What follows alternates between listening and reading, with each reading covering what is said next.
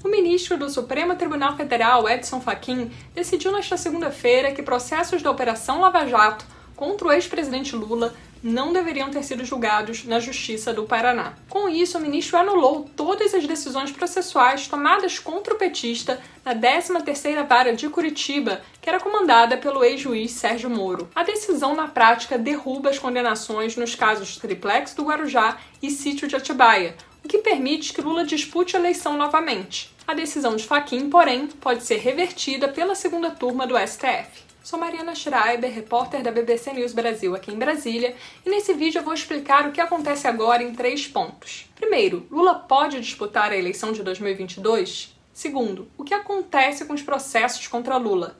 E terceiro, quais os argumentos de Fachin para anular as condenações? Iniciando o primeiro ponto. Lula não pôde disputar a eleição de 2018 porque foi condenado em segunda instância no caso do Triplex do Guarujá, em que ele é acusado de ter recebido propina de uma empreiteira que tinha sido ilegalmente beneficiada com contratos da Petrobras e de outros órgãos públicos.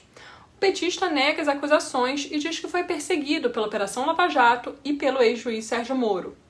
Como as condenações foram anuladas, Lula poderá disputar a eleição presidencial de 2022, desde que até lá ele não sofra novas condenações em segunda instância. Vamos entrar então no segundo ponto do vídeo. O que acontece com os processos contra Lula? Fachin determinou que os processos contra o petista devem ser julgados na Justiça Federal do Distrito Federal, ou seja, aqui em Brasília.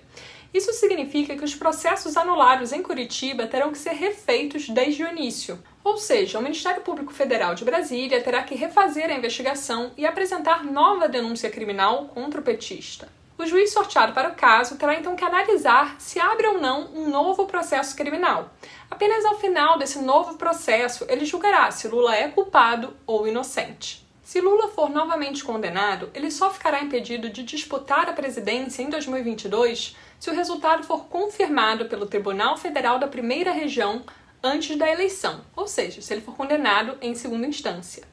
Outra possibilidade é ele ser condenado em segunda instância em outros processos que Lula já enfrenta fora de Curitiba. Em um deles, por exemplo, o petista é acusado de ter recebido propina da Odebrecht em forma de doação eleitoral, o que ele nega. Não é possível saber o quão rápido os processos contra Lula andarão na Justiça do Distrito Federal.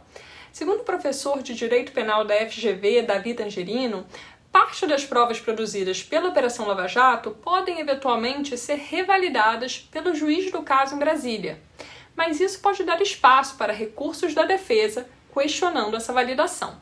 Chegando ao terceiro ponto do vídeo, vamos entender melhor a decisão de Fachin, que é relator da Lava Jato no STF. A decisão foi tomada a partir de um recurso da defesa de Lula, que argumentou que seus processos não deveriam ter sido julgados na 13ª Vara de Curitiba, comandada até novembro de 2018, pelo ex-juiz Sérgio Moro. Vale lembrar que advogados de acusados da Lava Jato há muito tempo questionavam por que processos que envolviam possíveis crimes em diversas partes do Brasil eram julgados em Curitiba.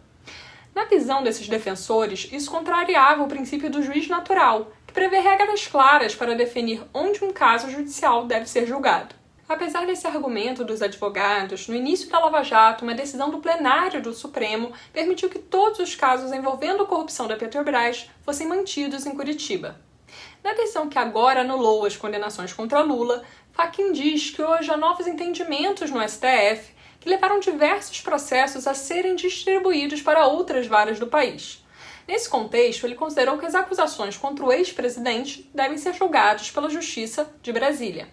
Para Fachin, não é possível sustentar que apenas o caso de Lula continue na 13ª Vara de Curitiba se diversos processos parecidos foram remanejados.